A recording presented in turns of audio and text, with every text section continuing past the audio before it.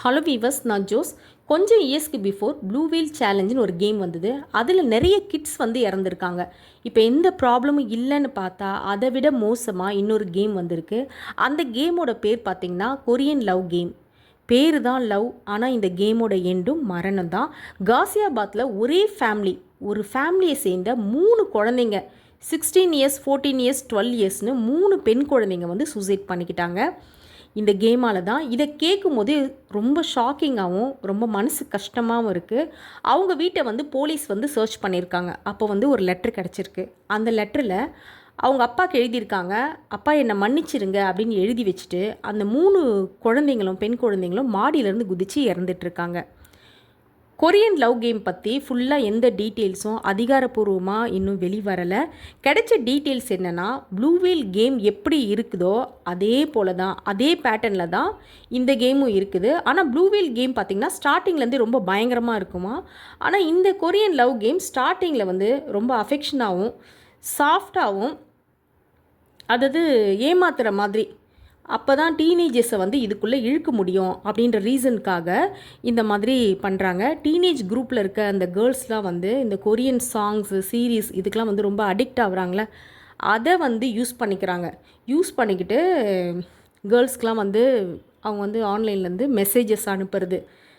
எப்படின்னு பார்த்தீங்கன்னா, for example first வந்து ஒரு ஃப்ரெண்டாக வந்து அவங்கள வந்து இன்ட்ரோ பண்ணிக்குவாங்களாம். அதுக்கப்புறம் பேசி லவ்வராக மாறுறது. டெய்லி ஒரு டாஸ்க் கொடுப்பாங்களாம். இதில் மொத்தம் 50 டாஸ்க் இருக்கான். இந்த டெய்லி டாஸ்க்னால் எப்படி கொடுப்பாங்கன்னா, நீ வந்து இன்றைக்கி நான் சொல்கிற கலரில் ட்ரெஸ் போடு, உன்னோட ஃபோட்டோவை எனக்கு சென்ட் பண்ணு, அந்த மாதிரி ஒரு குட்டி குட்டி டாஸ்க் வந்து ஸ்டார்டிங்கில் ரொம்ப கைண்டாக இருக்கிற மாதிரி ஏமாத்துறதுக்காக ஃபஸ்ட்டு அப்படி கொடுப்பாங்களாம். இந்த குழந்தைங்களும் வந்து இதெல்லாம் நிஜம்னு நம்பிடுறாங்க. நீ ரொம்ப அழகாக இருக்க, நீ எனக்கு ரொம்ப ஸ்பெஷல், இந்த மாதிரிலாம் பேச நம்ம மேலேயும் ஒருத்தவங்க கேர் எடுத்துக்கிறாங்களே, நம்மளை வாட்ச் பண்ணுறாங்களே, ரொம்ப கைண்டாக நடந்துக்கிறாங்களேன்னு அப்படின்னு அந்த மாய வலையில் அவங்கள வந்து சிக்க வைக்கிறது. அதாவது கொரியன் ஸ்டைலில் வந்து இதெல்லாம் பேசி இம்ப்ரெஸ் பண்ணுவாங்களாம். இந்த கேர்ள்ஸும் வந்து அதை வந்து தப்பாக புரிஞ்சுக்கிட்டு நெக்ஸ்ட் என்ன பண்ணுவாங்க, இப்படியெல்லாம் பேசி ஏமாற்றி நெக்ஸ்ட்டு அந்த கேம் வந்து ப்ளே பண்ணுறவன் வந்து என்ன பண்ணுவானா, அன்பாக பேசினவன் சடனாக வந்து மிரட்ட ஸ்டார்ட் பண்ணுவானா.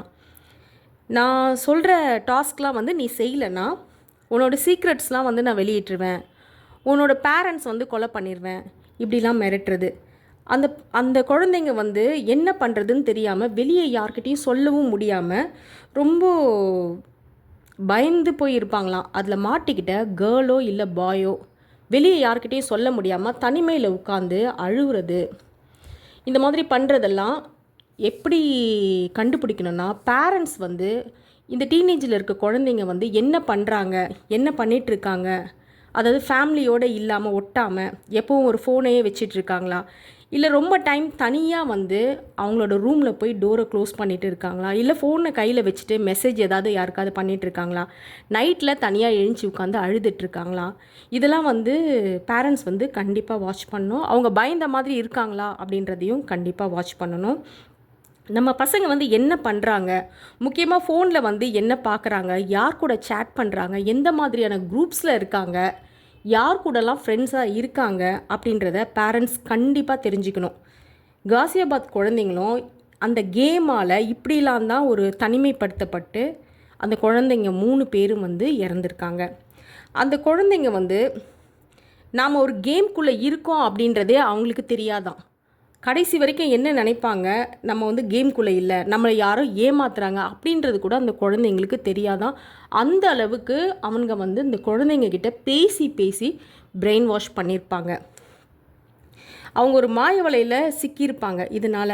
இதனால் பேரண்ட்ஸ் வந்து டீனேஜில் இருக்க கேர்ள்ஸ்கிட்டயோ இல்லை பாய்ஸ் யாராக இருந்தாலும் டீனேஜில் இருக்க அந்த குழந்தைங்க கிட்ட வந்து எந்த ப்ராப்ளம்னாலும் அது தப்பாகவே இருந்தால் கூட அம்மா அப்பா இருக்கோம், எங்ககிட்ட தைரியமாக சொல்லு, நாங்கள் உன்னை ஒன்றுமே சொல்ல மாட்டோம், திட்ட மாட்டோம், அடிக்க மாட்டோம், எதுவும் சொல்ல மாட்டோம் அப்படின்னு சொல்லி நாங்கள் பார்த்துக்குறோம், எல்லாத்தையும் உங்களுக்கு வந்து நாங்கள் சரி பண்ணி கொடுக்குறோம் அப்படின்னு ஒரு ஃப்ரெண்ட்லியாக பேசி குழந்தைங்கள வந்து ரொம்ப திட்டுறது அந்த மாதிரி இல்லாமல் அவங்கள அன்பாக அரவணைச்சி எடுத்துகிட்டு போனால் குழந்தைங்க வந்து வேறு யாரோ ஒரு பர்சன்கிட்ட வந்து பேச மாட்டாங்க. அம்மாவோ அப்பா கிட்டேயோ தான் எல்லா விஷயத்தையும் ஷேர் பண்ணுவாங்க கண்டிப்பாக. அப்படி தான் நான் நினைக்கிறேன். ஸோ வந்து குழந்தைங்கள வந்து ரொம்ப டீப்பாக வாட்ச் பண்ணுங்கள். ரொம்ப நேரம் அவங்க ஃபோனில் இருந்தாங்கன்னா கண்டிப்பாக அதை வந்து யார் என்ன அப்படின்னு பாருங்கள். நம்ம குழந்தைங்க நல்ல குழந்தைங்க தான், எல்லார் குழந்தைங்களும் அப்படி தான் நம்ம நம்புவோம். இருந்தாலும் நம்ம குழந்தைங்க வந்து டீனேஜில் இருக்கும்போது வேறு யாரோ வந்து பேசி ஏமாற்றி பிரெயின் வாஷ் பண்ணலாம். கண்டிப்பாக அதுக்கு நிறைய சான்சஸ் இருக்குது. ஸோ அவங்க ஃபோனும் கையுமா இருக்கும்போது என்ன பண்ணுறாங்கன்னு தயவு செஞ்சு அவங்கள வாட்ச் பண்ணுங்கள். என்ன பண்ணுறாங்கன்னு பாருங்கள். இந்த மாதிரி பண்ணால் வந்து இந்த மாதிரி கேம்குள்ளெல்லாம் குழந்தைங்க வந்து சிக்காமல் மாட்டாமல் தப்பிக்குவாங்க அப்படின்றது தான் என்னோட தாழ்மையான வேண்டுகோள். நெக்ஸ்ட் வீடியோவில் பார்க்கலாம். பாய்.